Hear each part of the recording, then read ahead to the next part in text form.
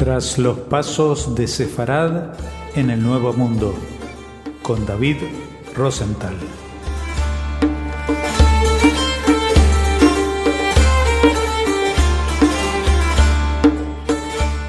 Hola oyentes de Radio Sefarad, una semana más nos convoca David Rosenthal para seguir hablando de los pasos de Sefarad en el Nuevo Mundo. ¿Qué tal, David? Hola Jorge, muy bien, muchas gracias. Un saludo a todos nuestros oyentes del programa. Bueno, hoy vamos a hablar de un tema que ha estado presente de alguna u otra manera en muchas de las entregas, es la Inquisición española. En el tiempo de la colonia, pues ha tenido una muy clara influencia no solamente en la península, sino también en los territorios de la América conquistada, ¿no? Sí, así es. Pues bien, este es el tema que nos convoca y el origen del tema y de toda esta historia, la cual da origen también al programa, es esa dispersión que tiene la rama sefardí dentro del pueblo de Israel por todo lo que es América y ese papel también del Santo Oficio de la Inquisición que tanto protagónico tiene. Entonces, este es una interesante tesis que tiene como título Los judíos conversos en América Española y sobre el tema de este origen y dispersión, vamos a que en los últimos 25 años la imagen del Santo Oficio y de los judíos conversos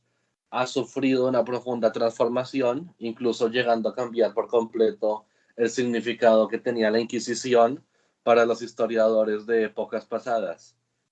Con las investigaciones de los últimos años se ha podido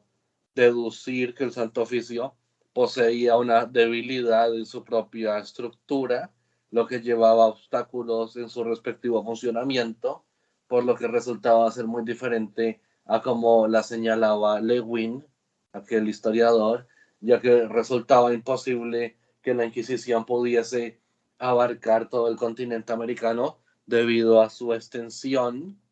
Así que este historiador Lewin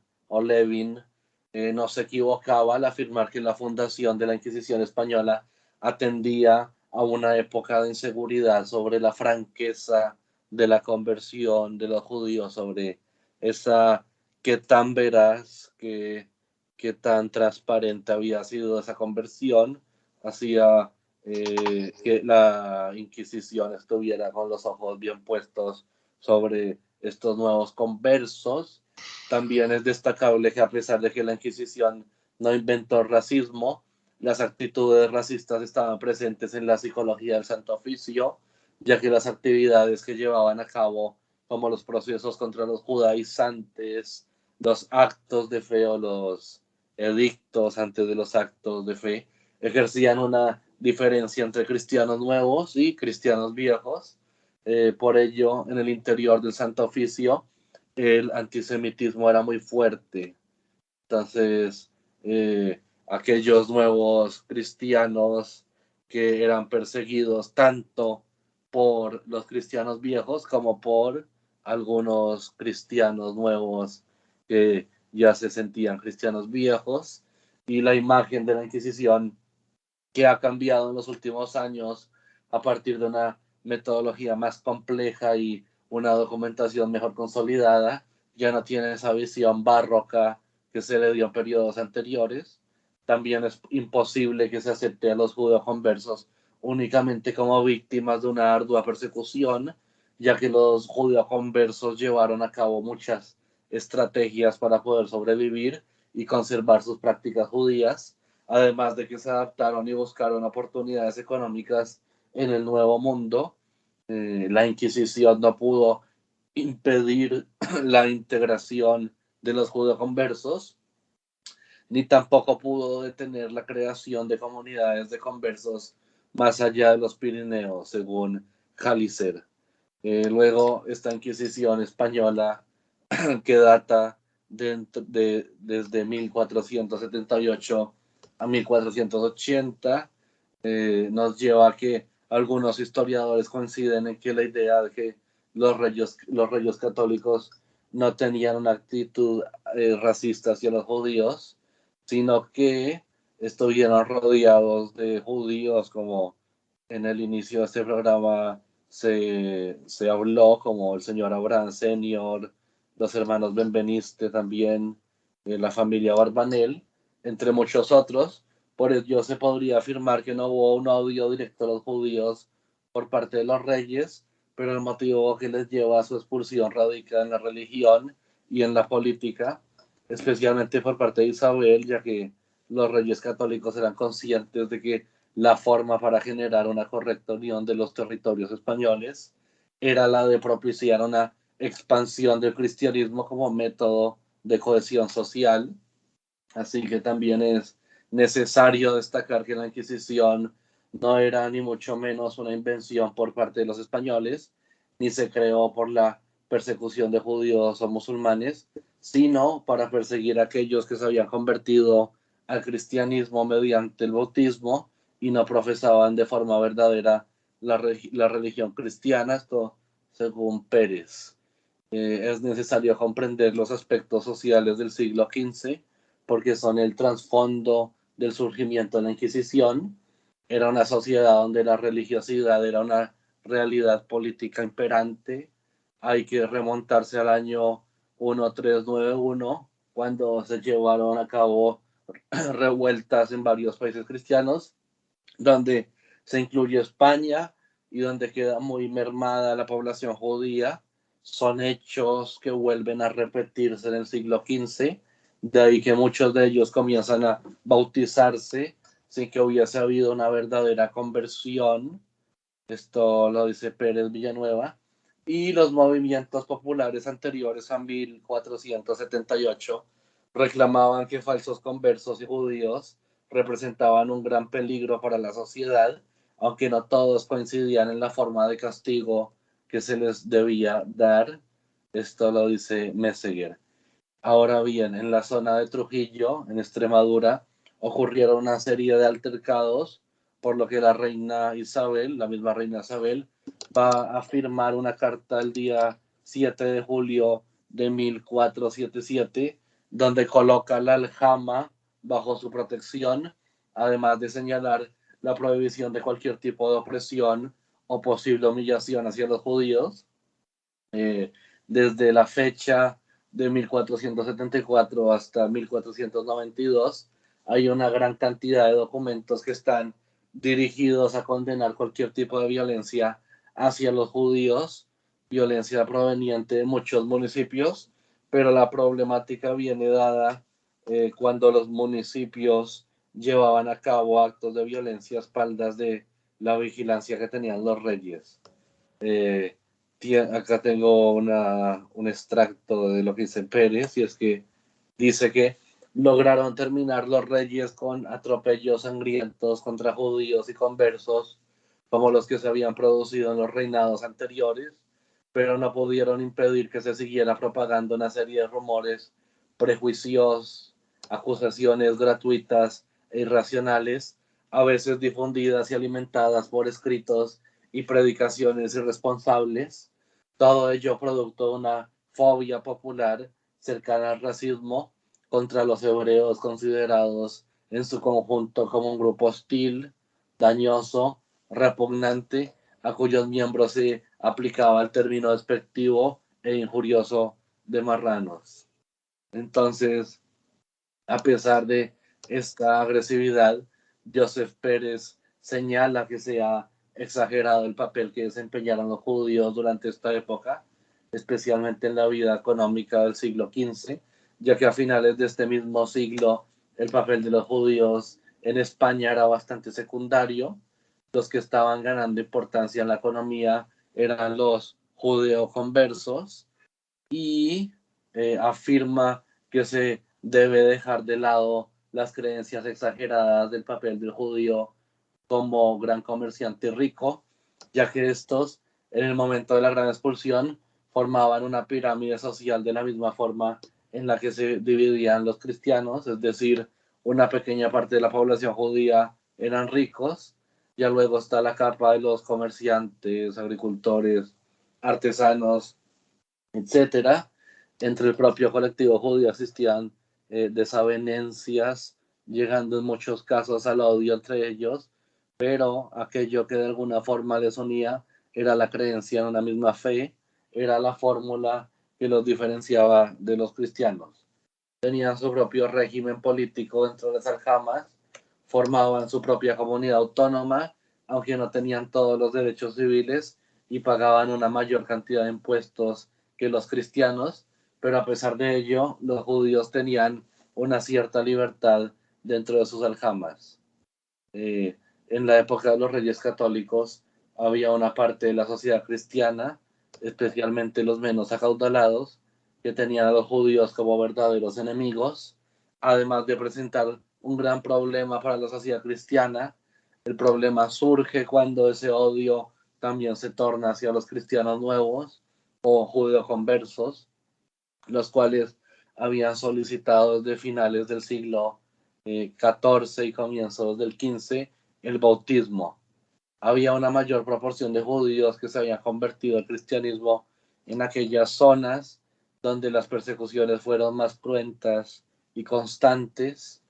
Joseph Pérez afirma que los cristianos nuevos tenían la idea de que en el momento de convertirse al cristianismo serían equiparables a los cristianos viejos, lo cual en cierto sentido era cierto porque jurídicamente sí eran iguales, pero muchos de los cristianos viejos creían que estos judíos conversos eran unos falsos cristianos y les achacaban cualquier mal en la economía por el simple hecho de considerarlos unos hipócritas religiosos, dice Pérez. Los reyes católicos intentaron solucionar esta situación de tensión que se estaba generando. Debían finalizar las confrontaciones entre judíos conversos y los cristianos viejos. Por ello se va a crear un tribunal que castigaría a los judaizantes y se promoverá una segregación para mantener totalmente apartados a los judíos de los judíos conversos. Tanto Isabel como Fernando tenían una postura frente a los judíos de protección de los mismos, los cuales tendrían su propio estatuto y una autonomía dentro del reino, pero a su vez tendría que ser una población totalmente separada del resto de la sociedad. Era una discriminación y una mejor presión sobre los judíos para que estos se convirtieran al cristianismo. No era una declaración de conversión obligada.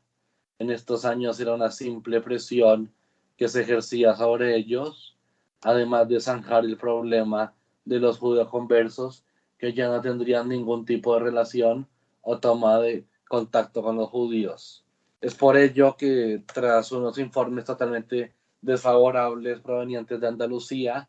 donde gran parte de los judíos conversos estaban llevando una doble vida religiosa, los reyes católicos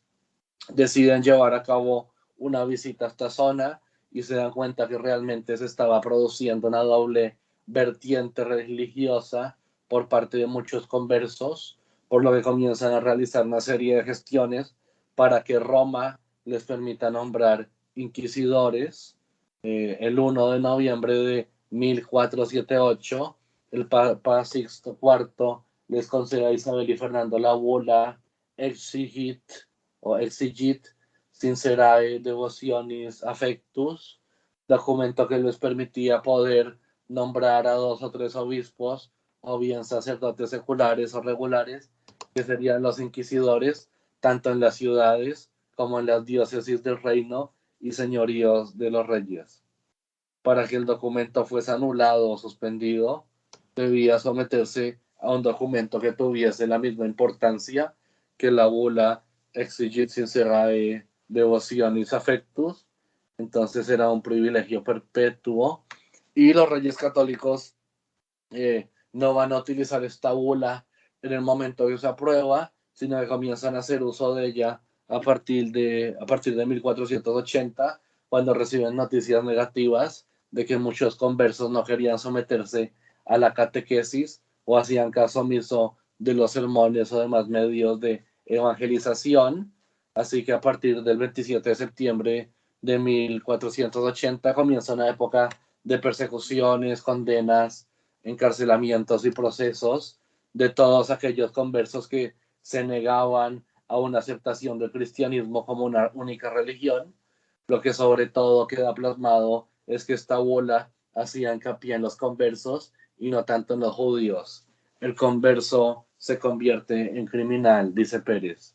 Ahora bien, y continuando, la expulsión y conversión forzada entre 1492 y 1496, teniendo en cuenta que en 1492 se lleva a cabo la toma de Granada, desaparece el último estado musulmán en toda la península, luego el descubrimiento de América, la prohibición del judaísmo y la expulsión de los judíos y todo lo que eso representa, de lo cual ya hemos hablado. También es importante tener en cuenta la unión de las coronas de Castilla y Portugal, que hace que la Inquisición pase de Castilla a Portugal por medio de ese matrimonio entre el rey Manuel de Portugal y su cónyuge, hija de los reyes católicos. Luego de todo esto tenemos esta reseña también del historiador Escobar, que dice: sin duda alguna, la unión de los reinos ibéricos, sellado en 1580, representa un acontecimiento de singular importancia en la historia del marranismo peninsular,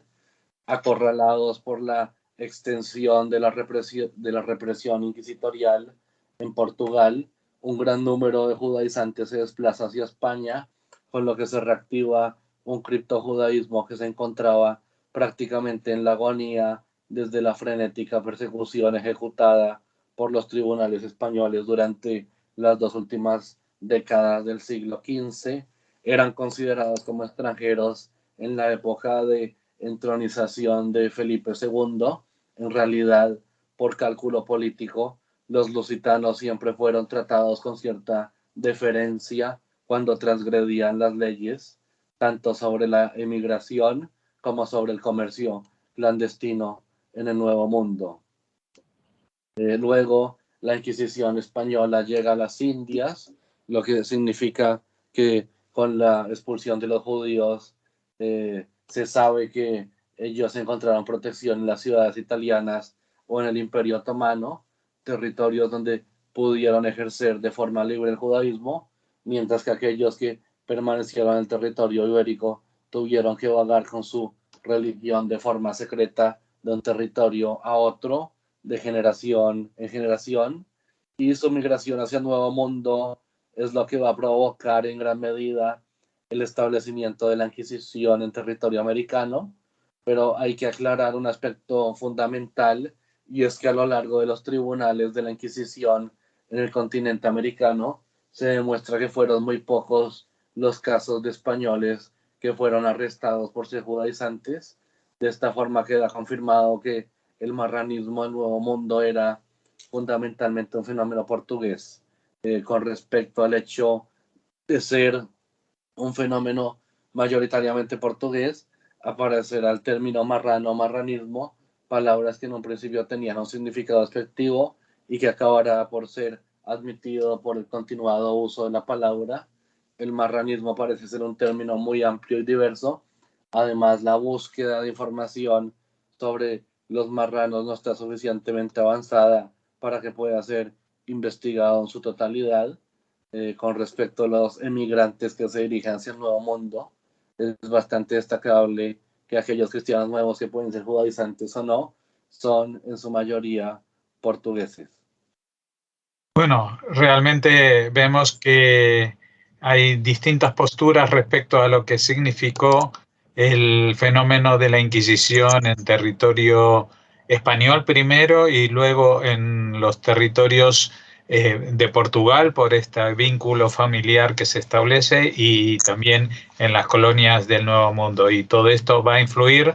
en la configuración de ese núcleo de primeros judíos en el continente americano. Así que bueno, seguiremos indagando en estas vertientes. Muchas gracias, David, y hasta la próxima entrega.